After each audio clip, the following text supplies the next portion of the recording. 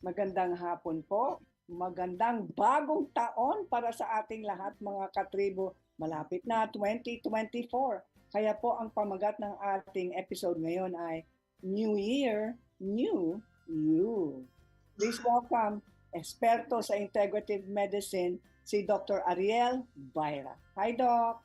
Hi, Ma'am Cory.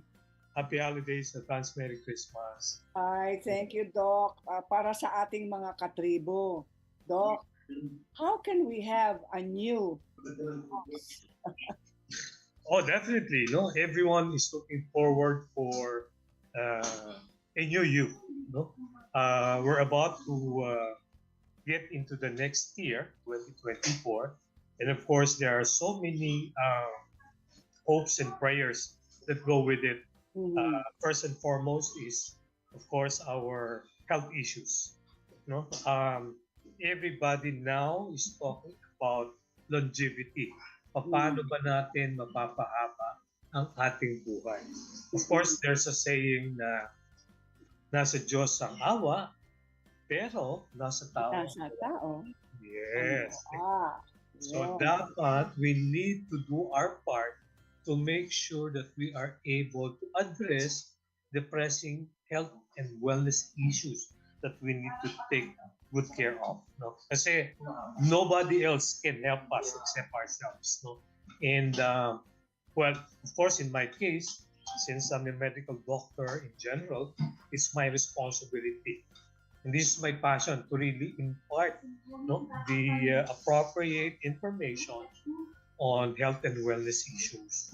And now, almost everyone is talking about stem cell.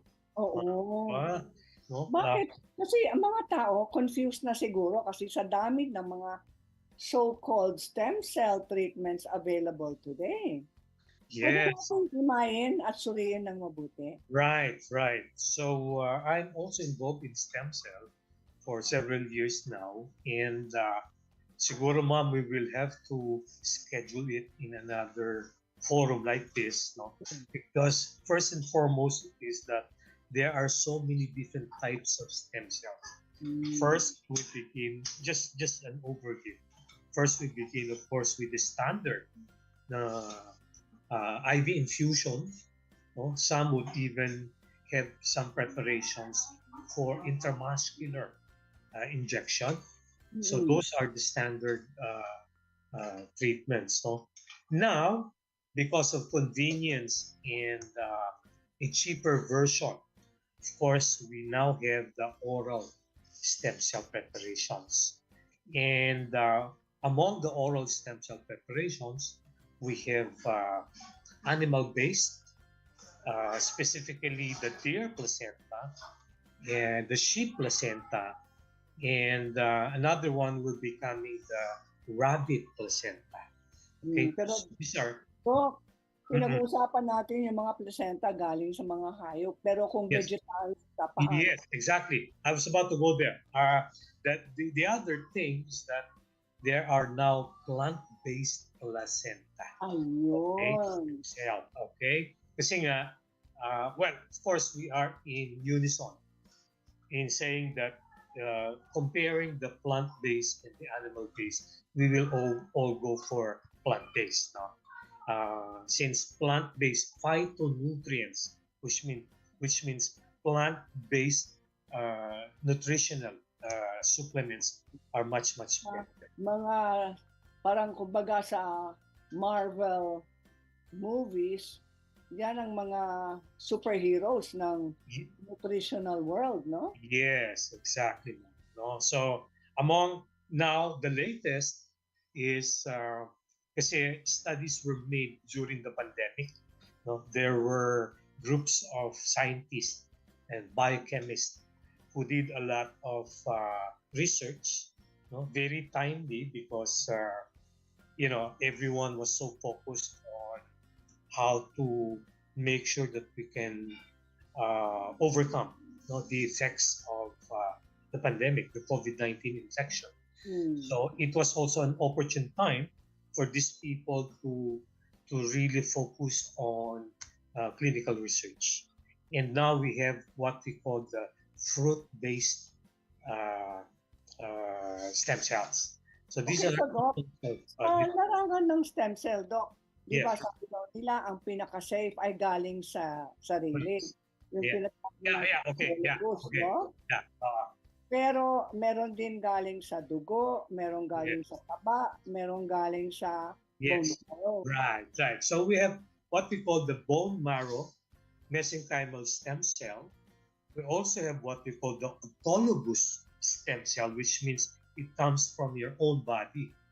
But the basic problem there is that if you're in your advanced stage, I mean age, no, the stem cells that we can derive from, say, a 50-year-old person would be almost equivalent to 50 years old too.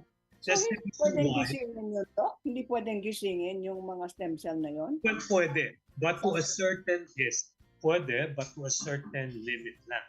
That's the reason why, no, another product came up with a bone-derived mesenchymal stem cell taken from very young individuals, 18 to 25 years old. O, paano ka safe yun, Doc, kung hindi yan katawan mo? Yeah, no, but remember, ma'am, this is human stem cells. So there is almost practically no tissue rejection. Okay? That's yes. So you cannot compare this to the standard organ transplantation. Now the tissue rejection is very, very high. No, that's the reason why they have to make sure that the recipient of a human donor has will undergo some compatibility test to make sure that there will be no tissue rejection. Okay, but in stem cells, okay, we from the experience of these people who have undergone stem cell transplantation or stem cell therapy, no, they have not had any single person who had serious medical complications, Reactions. so, yeah, or reactions coming from this one. So it's very, very safe. The So, point Doc, is, are you saying yung donor plus donor stem cells galing sa mga mas bata tulad ng 17, 18, 19 years old, yeah, nagaling sa ibang bansa, may Russian, may Japanese. yeah. Is that safe? Yes, very safe. In fact, one of these products that we are now promoting extensively is a Japanese stem cell product. It's a bone marrow derived mesenchymal stem cells. No? Of course, there are certain protocols we need to follow. That's the very reason why they're very, very strict about the requirements. Now, it's not just a matter of parang, okay, gusto ko, pwede ba ako magpa-stem cell, ganyan. No, it's not like injecting a vitamin C, glutathione, collagen, IV infusion. No. Prospective recipients should be able to pass the requirements before finding out whether they could be good candidates for stem cell. Pero Doc, yung screening, yung mga tests for screening, sabi daw mahal ang tumor marker test. Yes, right. Ma'am, you're very well versed about it.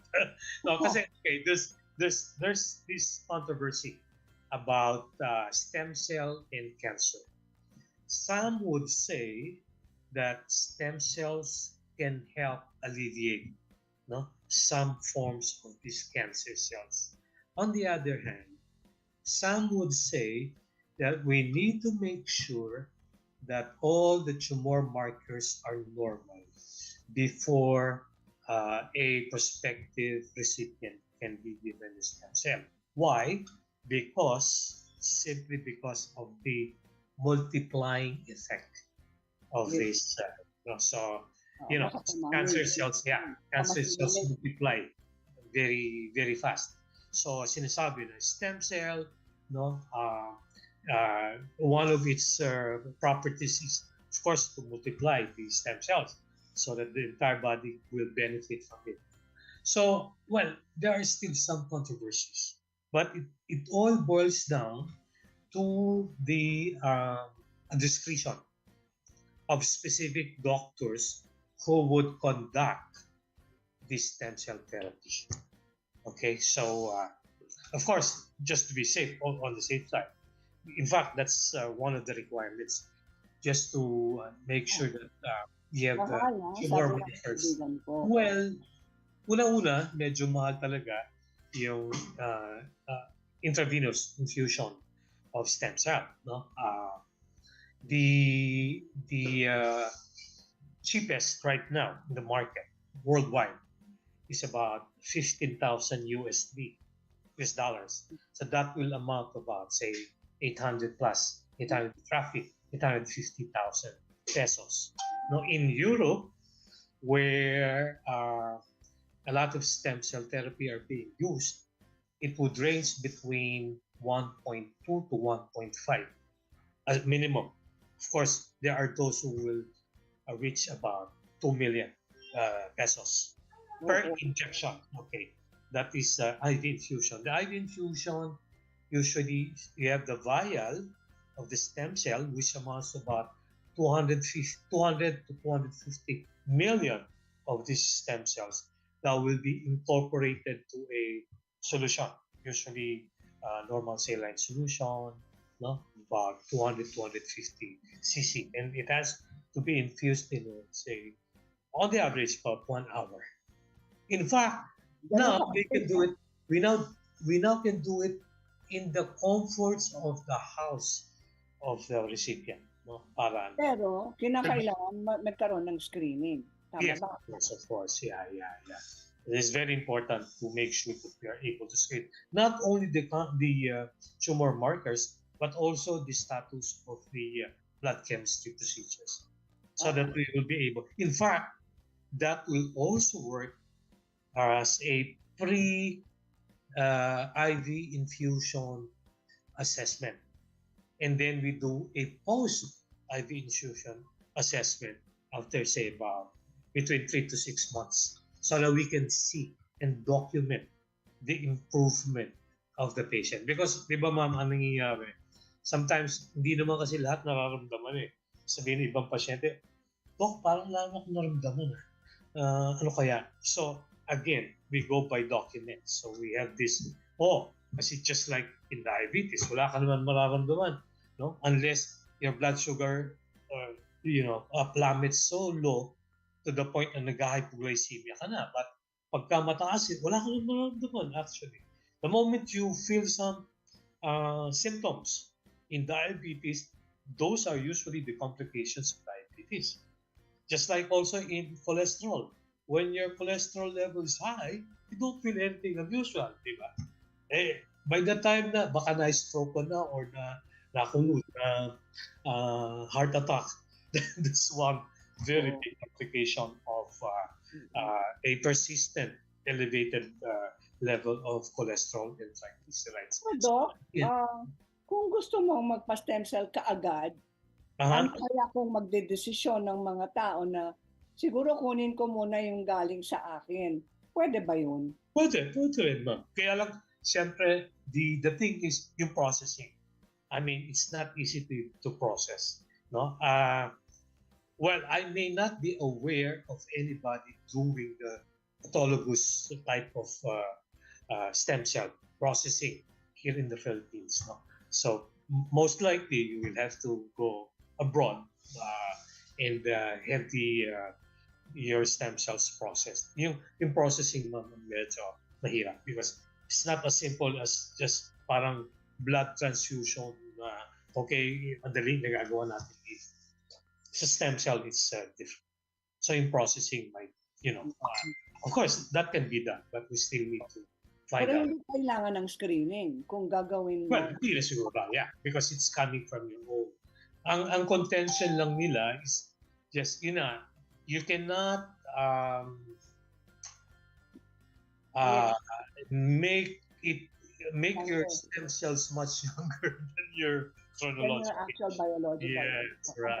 Actual. Chronological age. Kasi di ba meron tayong, in European wellness, we have that, we call it the biological body scan, where at the end of the test, we are able to compare the patient's chronological age vis-a-vis the biological age, which means the age of your cells. So, sa biological age, we can modify it to make it much younger. Okay.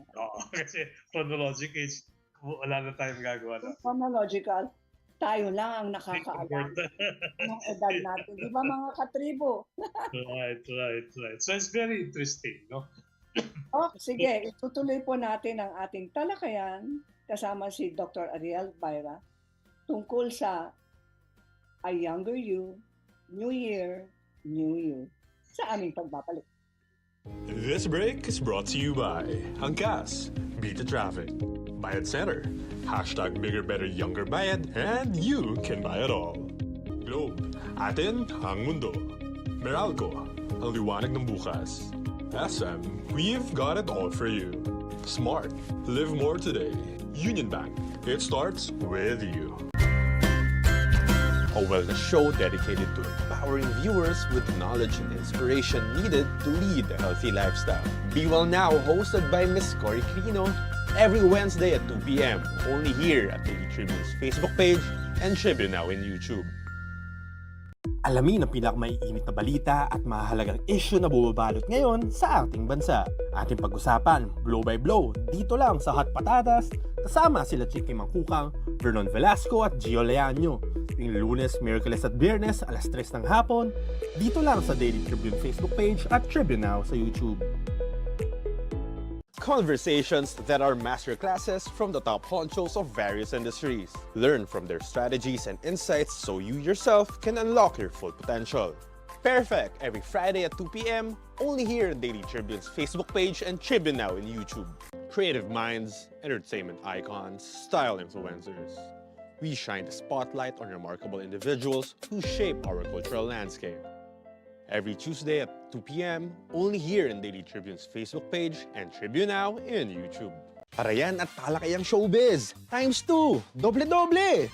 Kasama ang dalawa sa walang kupas na talakayan ng showbiz, Alwin Ignacio at Alex Brosas. DTT Show, tuwing Sabado at Linggo, alas 4 ng hapon, dito lang sa Diaryo Tirada ng Daily Tribune. Straight Talk dives deep into present issues of leadership, politics, business, and more. Engage in insightful conversations with industry shakers, government leaders, and trailblazers every Wednesday at 10 a.m. only here on Daily Tribune's Facebook page and Tribune Now in YouTube.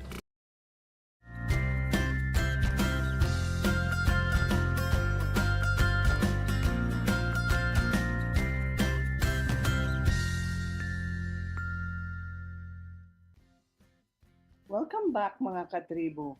Posible ba maging mas bata? At pwede ba tayong gawing mas mahaba ang ating buhay? Yes, yes. Ayon kay Dr. Ariel Baira, posible daw. Yes na yes. Yes na yes, ma'am. In fact, that's our goal. Everyone's goal. Exactly. Doc, can you give us back to basics muna tayo, Doc? Okay. Para sa mga taong nag-iipon pa ng kanilang savings para sa stem cell. Yeah. Nag-iipon pa. Ano yung pinaka-basic na natural stem cells na pwede natin ipalago sa loob ng ating? Okay, siyempre, kanina nabanggit natin, yung mga plant-based fruits, plant-based nutrients that we get from, plants like yung malunggay would be a good source. Turmeric is ako an avid user of turmeric. Yung luyang dilaw mismo. Yes. I've been drinking the chinachap and then binoboil ng aming kasambahay and then iniinom ko yon every day. Almost, every night na kasi busy ako during the day. So when I come back from my work, pagdating sa bahay, after dinner, siguro mga 1 hour after, I take that 1 glass. And I've been doing that almost every day for the Doc, last is 7 years. mainit ba? Mainit ang preparation? Yes. Ako kasi, pagka medyo lumamig na ng konti, iniinit ko pa pinapainit ko pa. Ayaw mo talagang malamig. Ayaw Sa ko. Manila pa rin. Yeah. Gusto ko lahat ng mainit. So, I usually take it a bit hot. Yung kaya ko na inumin. Yeah. Ito yung sariwang luyang dilaw, sinasabi. Yes. I don't take yung mga commercially prepared, yung mga powder. Kasi, syempre, iba na yun eh. Kaya yung luyang dilaw, I think binabalatan yata ng konti, tapos chop and then ibo-boil, and then yung pinaka-juice niya, yun yung ginagamit ko. Kasi if you try to research on curcumin, the active ingredient in turmeric, na sinasabi nga may rin siya, may anti-carcinogenic effect. Of course, it's a powerful antioxidant. It gives us added energy. It provides the necessary, almost everything. Di ba? Anti-high blood sugar yan, di ba? Yes. So it will also prevent you from excessive rises in your blood pressure. May siya, anti-diabetic effect. Right. Maganda nga pala, yeah. It's kasi ako, I have a sweet tooth and my wife usually prepares pastries. So yun nga sabi ko, wag mo nang pakita sa akin because the moment makita ko yan, ako baka hindi ko na mapigil. So I usually eat a lot of sweets. So siyempre, although yung aking blood sugar slightly above normal, but it's not really that bad. So I also do walking. Hindi ko na kasi wala na akong time. And we do our walking inside the house for about 45 minutes. Brisk walking. Up and down. Dok, sinasabi niyo kailangan ng exercise. Yes. Proper nutrition. Healthy eating and drinking. Yes. Right. No vices. Damihan ng pagkain ng gulay, sinabi niyo. Yes. Yeah. Right. Tapos dapat walang bad habits, ano? Yes. Right. So, healthy living talaga, ma'am. Okay. So, paano naman yung pagtulog natin? Yeah. Of course. 6 to 8 hours still the ideal is pagtulog natin, yung sleeping hours natin. That's the very reason why I also mention usually yung tinatawag nating biological clock. Yes. Because hindi, just like, I don't know kung paano ko pa ma-convince yung mga call center agents, lalo na yung graveyard shift. Naawa ko sa kanila talaga. Yes. Because ideally, we need to sleep between 10 p.m. to 11 p.m. until about 6 a.m. to 7 a.m. That's the ideal sleeping time. Yes. Tapos gising sila because, of the time difference between their clients, especially in the US and other countries. So, ano dapat gawin ng ating mga call center operators at saka yung mga staff nila? What can they do in order to combat what is unnatural in their work habits? We cannot substitute, kasi marami sa kanila, kahit noon na nakasusap ko, they would tell me, Doc, after my duties naman, in the call center, I sleep almost the whole day. Pero again, strictly speaking, hindi pa rin yun tama. Even if you sleep 10 hours, 12 hours after your work shift, hindi pa rin Kasi nga, yun yung tinatawag na biological clock or yung tinatawag nating circadian rhythm. Pinag-aralang mabuti yun Because during those times na sinasabi ko, between 10 to 11 p.m. until 6 to 7 a.m., nakita na lahat ng ating major internal organs are recuperating. Ibig sabihin, nagre-recover din sila. No? Kasi during the day na gising tayo, nagtatrabaho din sila ng kanya-kanya nilang specific na trabaho. No? Like the liver, of course, being a major detoxifying organ, lahat ng kinakain natin, lahat ng iniinom natin, siya yung sumasala. It's like a seed, no? Yung filter. No? So kaya nga, di ba, may propaganda pa nga dati, liver lover. We need to make sure that we are able to protect our liver.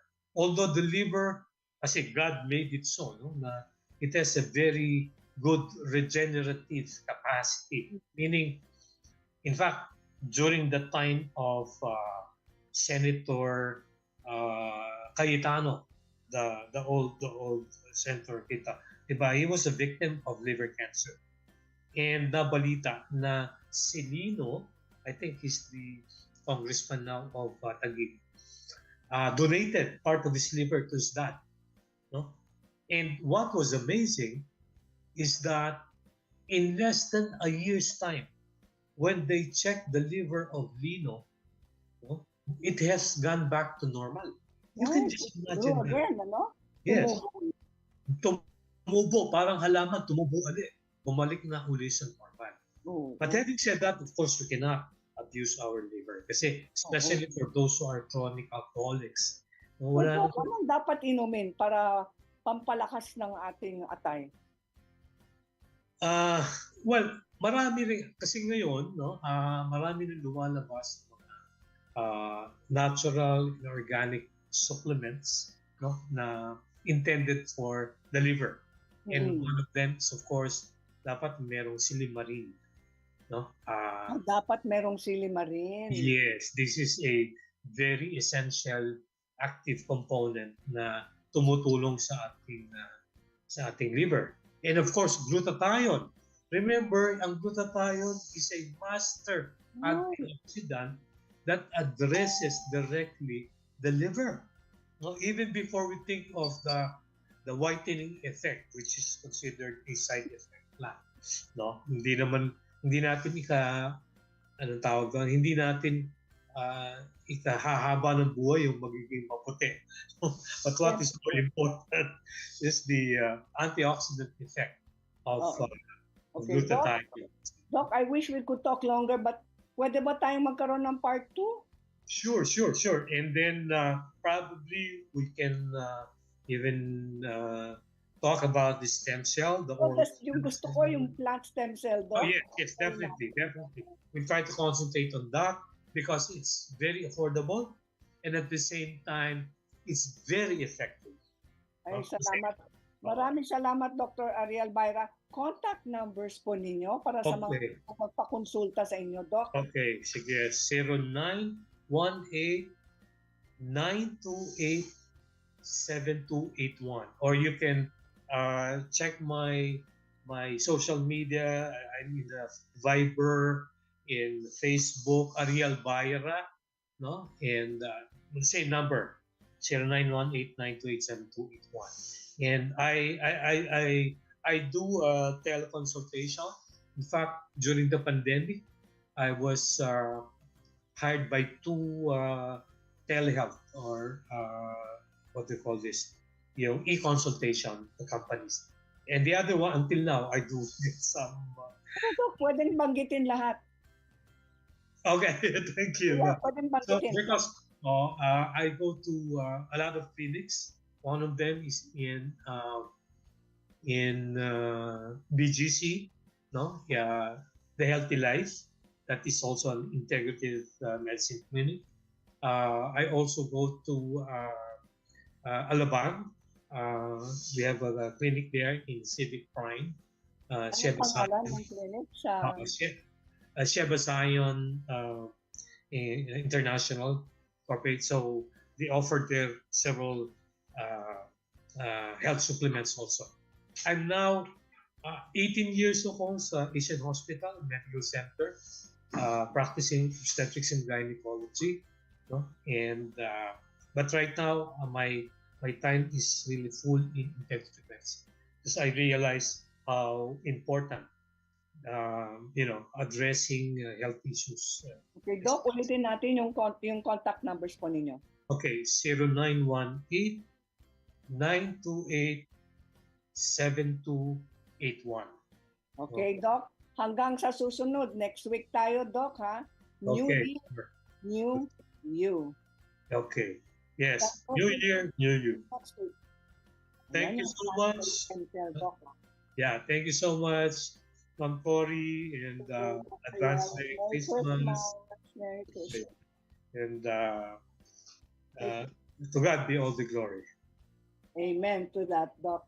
Ayan mga katribo, ang ating New Year, New You. Huwag natin kalilimutan, palaging may pag-asa dahil may buhay pa tayo. So, it's never too late, never lose hope. Yan po ang mensahe ng Pasko.